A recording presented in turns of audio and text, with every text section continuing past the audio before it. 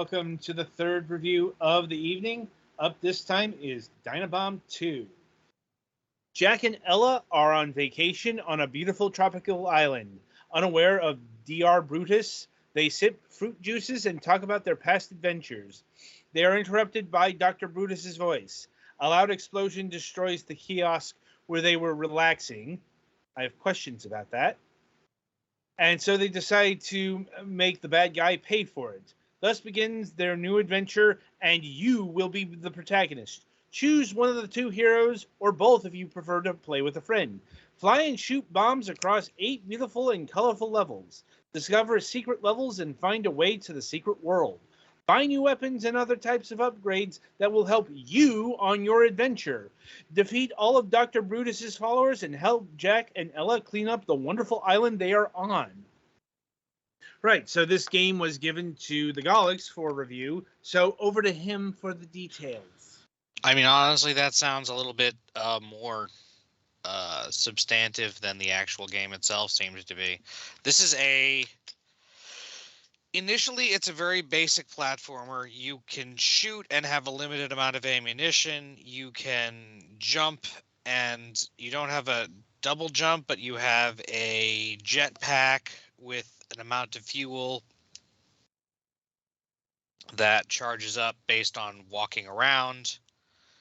And you walk around and collect all the gems, defeat all the enemies, and find the key in each level, and then get to the end of the level.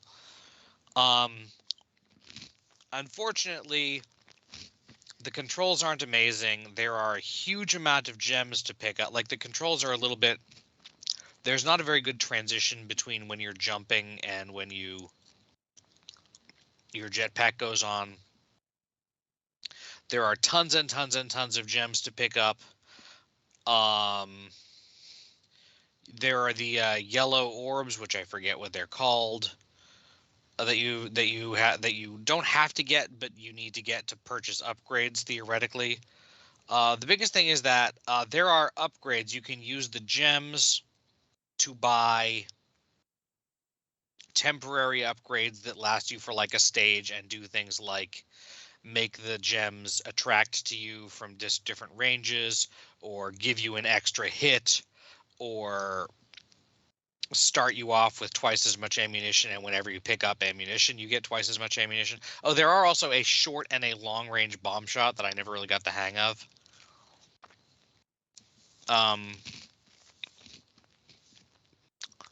And then you use the golden orbs to buy permanent upgrades, which are I mean, they're things like, I don't even remember, because I could never afford them, because you get like 2 or 3 orbs per level, and I think the cheapest one of them costs 20 something. There are also like a lot of levels in this game. Like the first world, which I did not even beat because of something I will be getting to, has like 10 stages in it. And it looked like there were at least 5 worlds, probably more. And I mean, seeing some stuff on this, yes, there are some interesting things, like once you unlock teleporting, and I guess they have auto scrollers, but I couldn't even get that far because at the start of the game you have 2 hits for the stage, or you have to start everything completely over. There aren't any checkpoints, and the stages are pretty large. And again, to get the best rewards from everything, you have to kill all the enemies, collect all the things, and get to the end in a pretty short amount of time.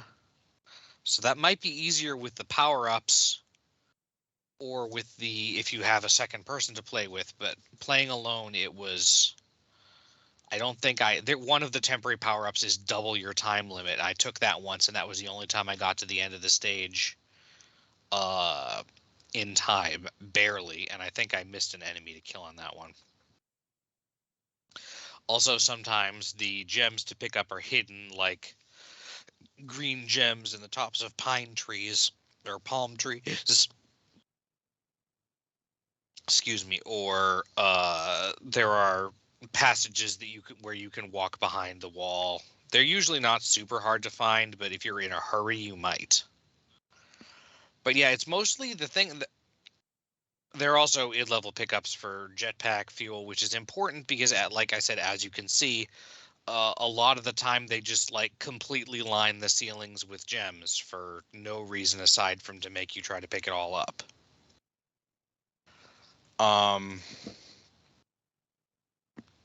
And even then, you still can't. Even with the magnet, you can't get those without using your jetpack. It's not a very big magnet zone, honestly.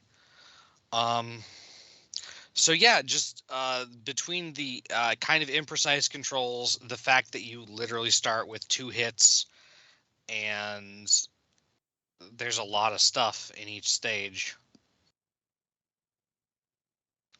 I only got like to stage 7 or 8 before I just couldn't handle it anymore. I got bored and frustrated. So, like, if the controls were tightened up and like some of the limits were looser, maybe it wouldn't even. Also, I was playing on, I think, medium difficulty of the 3, but you can't change your difficulty without making a new save file, as far as I can tell. But I think they change how much you have to pick up in a level to complete it. That's what it sounded like. So yeah, I mean, like, structurally, I don't think this game is necessarily terrible, but the controls need to be better, and just there's not a whole lot to it for the amount of frustration and just like, oops, I accidentally got chipped by an enemy, or oops, I fell down a hole because my jetpack ran out of fuel, and or I couldn't even tell there was a hole there when I jumped down because the screen wasn't playing nice. And like I said, there are bosses at the end of each world which seem cool, but I don't think I'd want to play them with the controls that I was playing, because I'd probably just get hit and die and get frustrated and have to start over. So yeah, I mean, I wish I liked this game more than I did, because the idea of a jetpack collectathon platformer is kind of neat, but the gem collection is designed terribly.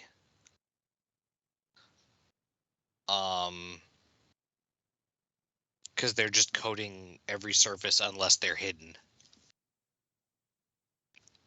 And the timer being a goal that you get scored on is kind of a bitch, because again, these stages are difficult. I mean, like, if you just ran for the end, you probably wouldn't have trouble with that, but then you definitely wouldn't have killed all the enemies or gotten all of the gems, because to get all the gems, you literally have to, like, one of the reasons why I'm bad at Sonic games is because there's like a top, middle, and bottom path, and they want you to take one of those paths, and I like exploring, so I want to see all of them. So in this game, it rewards you for seeing all of them, but it doesn't give you really, it doesn't feel like it gives you enough time to explore all of them without like running out of time.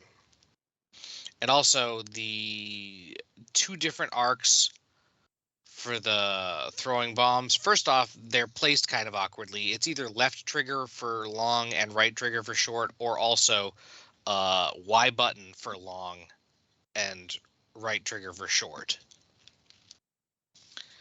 Which, for guns that use the same resource and the only difference is how far you're shooting them, it seems like it would be better if they were either both face buttons, or I don't know. That seemed awkward to me. And I never really got the hang of accuracy with that. Also, everything bounces, so I don't know. And there's a lot of like shooting midair things because they're projectiles, they're not like beams or anything. So yeah, I mean, the plot sounds weird, but it doesn't seem to have any actual impact in the gameplay. There is a like bestiary with short descriptions of all the weird enemies, which again would be nice if the game was not just incredibly frustrating for me to play for more than like 15 minutes. You know? Like I did not have fun playing this game, but I wish I liked it or at least disliked it less than I did, you know?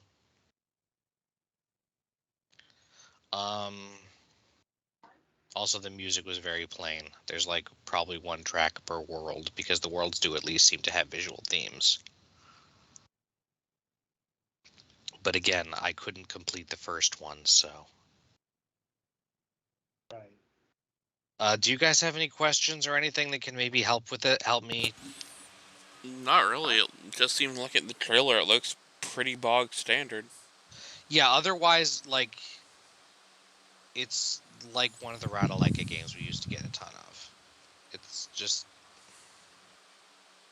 it's there, and I wish I hadn't, but I did not have a very good time experience playing it. So I don't know if that's just me or, but that's about where I come down on. What is the price wise? $14.99. Oh boy. I'm thinking this is a big old no from you, boss. I wouldn't pay them. I mean, the first one's apparently $2 on Steam. Again, and I feel like if there was anything carried over from it being a sequel to another one, I didn't get that. Oh man, I'm looking at the original one and I actually like the graphics better. Alas, the original one is not what we were reviewing today. I know. Yeah.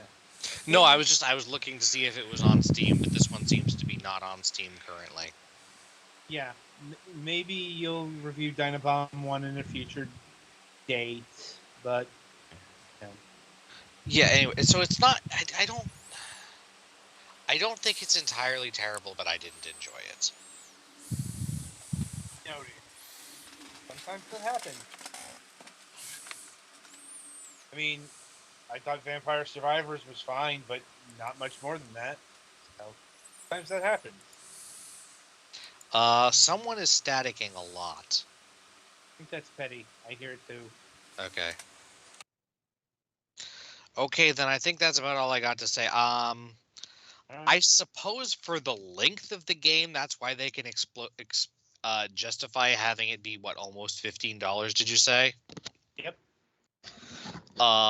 But that sounds like a lot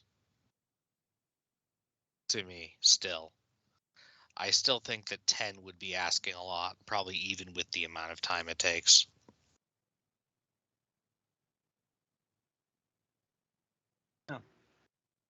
So yeah, I think that'll about do it for this game. So yeah, be sure to tune in after the break as we'll be reviewing Bounder.